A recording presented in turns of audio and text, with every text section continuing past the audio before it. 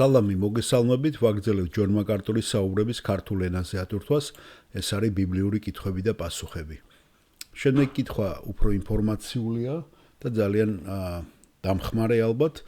პიროვნებას აინტერესებს, რომ დაასახელოს ჯონ მაკარტურმა ავტორი და წიგნი, რომელიც მას დაეხმარება ბიბლიის დასაცავად, მეცნიერულად დასაცავად და ასახსნელად მეცნიერულად, აპოლოგეტიკა რასაც ქვია. და ალი ქვია მას სახელად. ბუნებრივი ალი არაბული იმიდან არის, თქვათ, შეიძლება მუსლიმანური იმიდანაც ალის მხოლოდ მას არქმევენ, შეიძლება იყოს თურქული, თურქეთშიც ბევრი გვხვდება სახელი ალი. გამარჯობა ჯონ, მე ალი მქვია. ახლა უსმენთ თქვენ კითხვა-პასუხების ჩანაწერს. მე მგონი ეს 1997 წლის და მეც მახსოვს სხვათა შორის ეს ჩანაწერი და თქვენ საუბრობდით იქ და ჩაატარეთ პატარა გაკვეთილი აპოლოგეტიკაზე და ისაუბრეთ იმაზე თუ როგორ შეიძლება იქნას გამოყენებული სამეცნიერო და არქეოლოგიური კვლევები ბიბლიის დასადასტურებლად და ბიბლიის დასაცავად.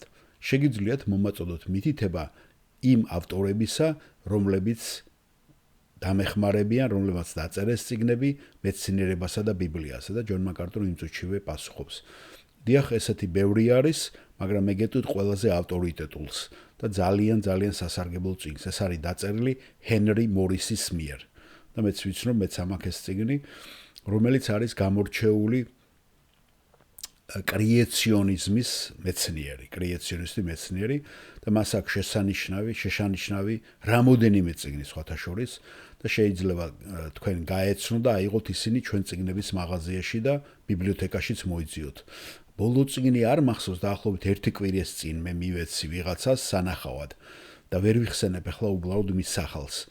ეს დიდი რბილყდიანი წიგნია. გახსოვთ ლენს გამახსენე და ეკითხება ჯონ მაკარტური ვიღაცას. და კითხვის ავტორი ალი ეხმარება.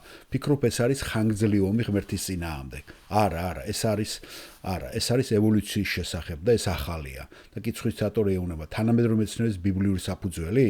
არა, ესეც კარგია, მაგრამ მე ამაზე არა, მე სხვას ვეძებ და ავტორიც ეხმარება, მაგრამ ვერ იხსენებს ჯონი. ეს მისი წიგნი აპოლოგეტიკაზე რატომ ჯერა? ხო, რატომ წამს მე ალბათ მსგავსი რაღაც ესეთ სახელი აქვს. და იქ არის ძალიან ბევრი უცდომელი მტკიცებულება. ბევრი უცდომელი მტკიცებულება მართლაც კარგია და მეტ მასალას მოგცემთ და დაგტვირთავთ თუ თქვენ ამას გაუმკლავდებით. აუცილებლად მადლობა ჯონ პასუხისათვის.